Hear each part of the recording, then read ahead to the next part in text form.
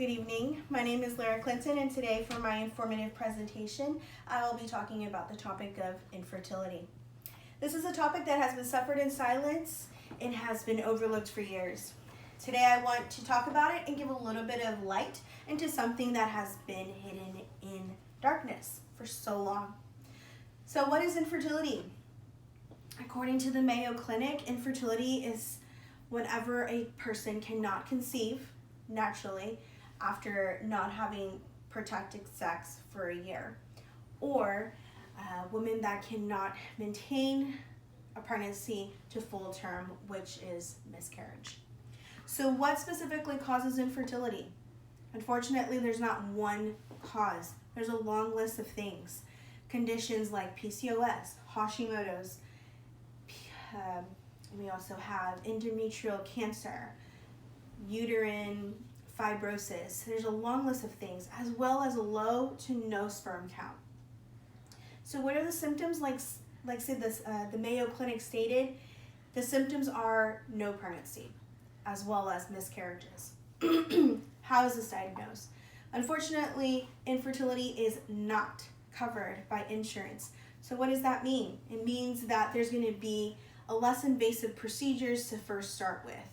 So providers will first start with male factor infertility. They will check the male sperm count to make sure that there is viable sperm. If there isn't, they have one more factor that caused the infertility. However, the woman, whenever she gets diagnosed with infertility, there is blood work, there is scanning of the uterus, scanning of the fallopian tubes. It's pretty invasive, and depending on if they get the answers with simple blood work and ultrasounds, it can get further on with the diagnosis of as far as surgery. So what kind of medical interventions are there? Like I stated, infertility is not covered by insurance, so they first start with oral medication. Because insurance only covers certain medications like Clomid, Letrozole, and Provera/progesterone. So Clomid was specifically created for women with no ovulation, which is a very common factor of infertility. So women like with PCOS, for example, would get on this medication to cause an ovulation. But because women with PCOS don't have a cycle, Provera/progesterone would be a medication that is also given as an oral procedure. It's all oral medications. And then another medication is Letrozole. Letrozole was specifically created for women with breast cancer. Because women with breast cancer have a high amount of estrogen, this medication will decrease the estrogen amount. Women with PCOS have a higher level of estrogen count. So this medication will decrease it, then cause a cycle, to then cause an ovulation, to then cause a successful pregnancy. So what happens if this does not happen, like a pregnancy does not happen with these medication? The next protocol would then be a specialist. Specialist is not covered by the insurance, so this is already one cost additional to the couple that is now seeking infertility treatment.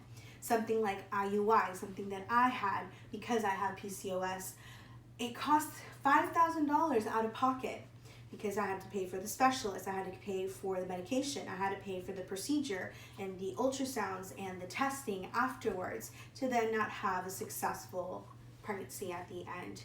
The next step then is IVF, which becomes more invasive. It's an intrauterine insemination to then enter in vitro fertilization. This causes for surgery, this causes for more medication, it's more invasive, freezing of eggs. This is $20,000 to $30,000 out of pocket with no guarantee of a pregnancy at the end.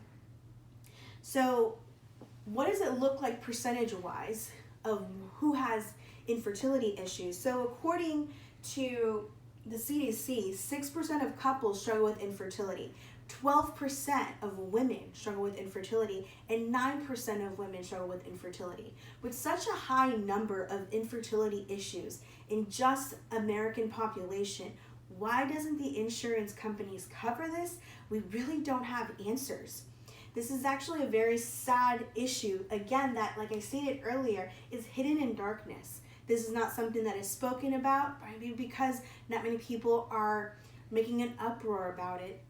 So I hope that today you have some understanding of what infertility looks like, And the next time you hear a person or a couple that states, I'm struggling with infertility, it's more than just not being able to get pregnant. It also can mean miscarriages. It also can mean I'm having to do medication. I'm having to do a lot more invasive procedures. And all of this is coming out of their pockets.